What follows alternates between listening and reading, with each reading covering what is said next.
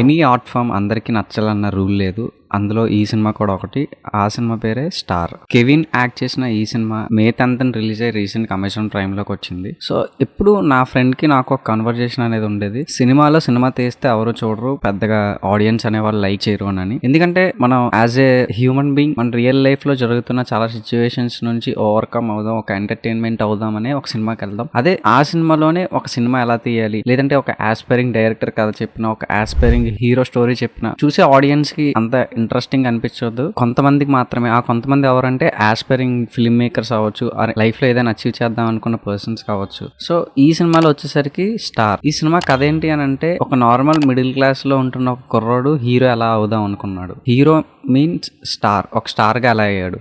And ఈ సినిమాకి star అన్న నేమ్ని ఎందుకు పెట్టారు అన్నది కూడా నేను వీడియో లాస్ట్లో చెప్తాను. వీడియో లాస్ట్ వరకు చూడండి. ఈ సినిమాలో ఒక యాక్టర్ తన పడ్డ ఇంటర్నల్ స్ట్రగుల్ని చూపించారు. బేసిక్గా ఒక హ్యూమన్ బీయింగ్కి కావాల్సిన నీడ్స్ ఏంటి, family, relationship, money and success. ఈ 4 పాయింట్స్ని ఎంత బ్యూటిఫుల్గా చూపించారు. లైక్ ఫ్యామిలీ విషయానికి వస్తే ఎంతో సపోర్టివ్గా ఉండే ఫాదర్ అవ్వచ్చు, అండ్ రిలేషన్షిప్లో కూడా తను ప్రేమించిన అమ్మాయి రావచ్చు.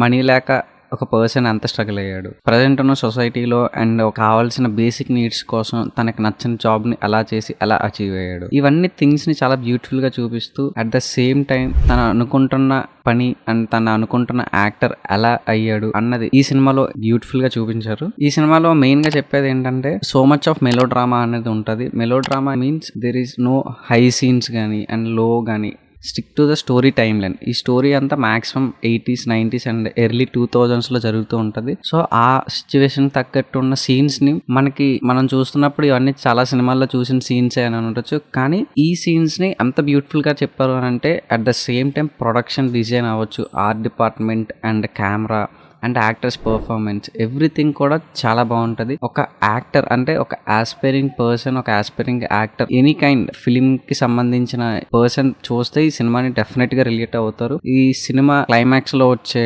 సింగిల్ టేక్ షాట్ అవ్వచ్చు, ఒక 18 minutes or 20 minutes ఉంటుంది. It's a brilliant thing. ఎందుకంటే ఆ సింగిల్ షాట్ లో పెట్టిన ఎఫర్ట్ అవ్వచ్చు, ఎవ్రీథింగ్ మనకి స్క్రీన్ మీద కనిపిస్తుంది. అండ్ ఈ సినిమా అయితే నాకు చాలా బాగా నచ్చింది. మేబీ ఈ సినిమా చాలా మందికి నచ్చుండకపోవచ్చు. అండ్ వీడియో బిగినింగ్ లో చెప్పినట్టు ఈ సినిమాకి స్టార్ అన్న పేరు ఎందుకు పెట్టారు అని అంటే, ఒక ఆస్పైరింగ్ యాక్టర్ స్టార్ ఎలా అయ్యాడు అన్నది ఇంటర్నల్ గా చూపిస్తూ, at the same time as a human being గా కూడా ఈ పర్సన్ ఎలా స్టార్ అయ్యాడు అన్నది ఈ సినిమాలో క్లియర్ గా చూపించారు. ఈ వీకెండ్ లో కనుక మీకు టైం ఉంటే ఒక 2.5 hours ఈ స్టార్ అనే సినిమా చూడండి. ముఖ్యంగా ఆస్పైరింగ్ యాక్టర్స్ ఎవరైతే ఉన్నారో వాళ్ళకి. ఐ హోప్ ఈ వీడియో కనుక నచ్చితే ఒక లైక్ చేసి, ఇంకా మన ఛానల్ సబ్స్క్రైబ్ చేసుకోకపోతే మన ఛానల్ సబ్స్క్రైబ్ చేసుకోండి. Thank you so much for watching this video guys.